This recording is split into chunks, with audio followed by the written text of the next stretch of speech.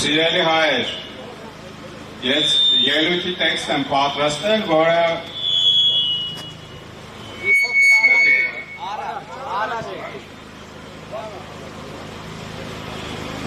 որը իրենից ներկայացնում է մեր այսօրվա վիճակի գնահատականը և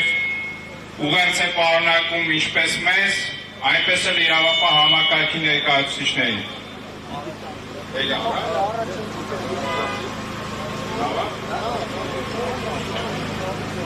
Մենք բոլորս մահկանացուներ ենք,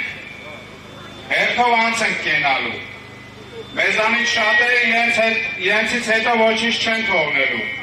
նույնիսկ իրենց անունը, սակայն ոմանք իրենցից հետո թողնելու են ավերածություններ, գործած անարդարություններ, խեղված ճակատագրեր, վատնված զրկանքներ և կորսված երաթներ, անհսկ նմանների չար գործերին։ Մեզանից եզակիները գալիս են աշխարհ, նպատակ ունենալով լավացնելու այլոց կյանքը, նպատակ ունենալով զորացնելու սեփական պետությունը, դեպի ավելի լավը փոխելու իրենց միջավայրը։ Միքայել և Բագրատ սրբազանները այսպիսի եզակի հայերից են։ Վերջինիս մեղադրում են տերոր պլանավորելու մեջ, ինչը իրականում իշխանության կողմից կազմակերպված Կոինտերպրո կոչված գործողություն է։ Հրապարակել են մոնտաժված մեր զրույցը, իբր թե տերորի պլանավորման ապացույցներից մեկը։ Իսկ ճշմարտությունը հետևյալն է. ես և Բագրատ սրբազանը կիսում ենք հային զորացած տեսնելու երազը, կիսում ենք հայի հանդեպ դարավոր անարդարությունների վերջ դնելու և հատուցման երազը։ Մենք երազում ենք Հայաստան, որն իր հայրենիքի տարածքների վրա է, որտեղ հայերը սովորում և խոսում է հայերենով, աղոթում է Աստծուն իր պապերի կառուցած եկեղեցիներում հայերենով, որտեղ հայը ստեղծարար է և ապրում է արդար միջավայրում բարեկեցիկ և ապահով կյանքով։ Սա է Բագրատ սրբազանի նպատակը, սա է նպատակը, վստահ եմ նաև բոլոր հայերինը և հենց սրա համար են մեզ հալածում, և հենց սրա համար են մեր սրբազանները անազատության մեջ,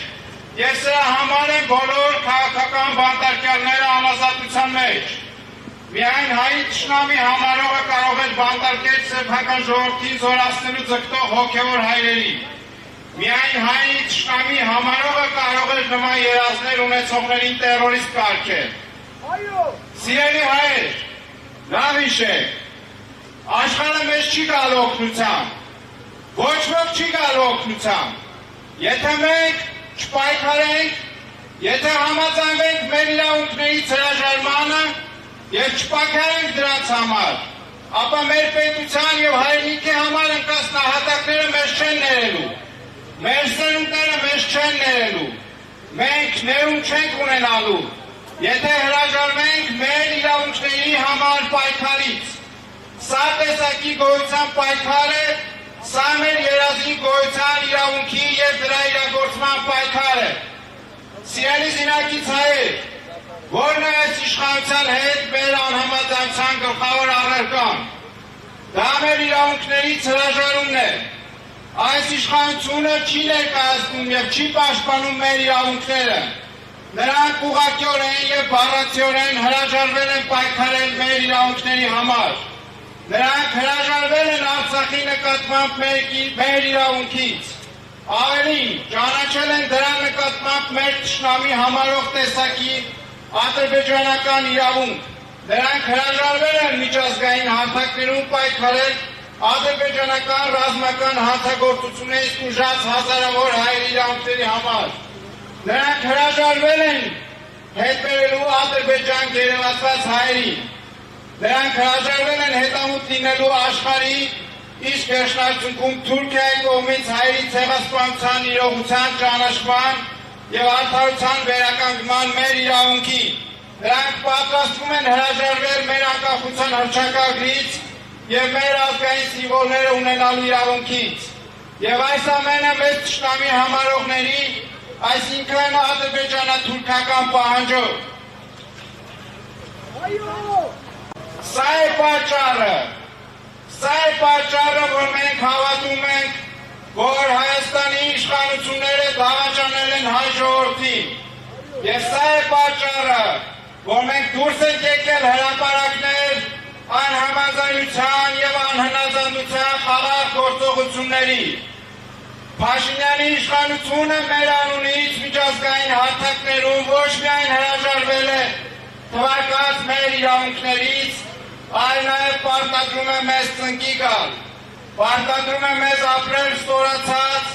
պարտադրում է մեզ ապրել առանց երազ, պարտադրում է մեզ ապրել առանց նպատակ, պարտադրում է մեզ ապրել առանց մեր իրավունքների համար պայքարի, ինչը գերեզմանային խաղաղությունն է։ Սա է Փաշինյանի կողմից մեզ պարտադրվող խաղաղությունը, գերեզմանային խաղաղություն։ Այս պարտադրանքի մեջ հաջողելու համար Փաշինյանը կառուցել է ավտորիտար համակարգ, որտեղ անխնա օգտագործվում է իրավապահ համակարգը,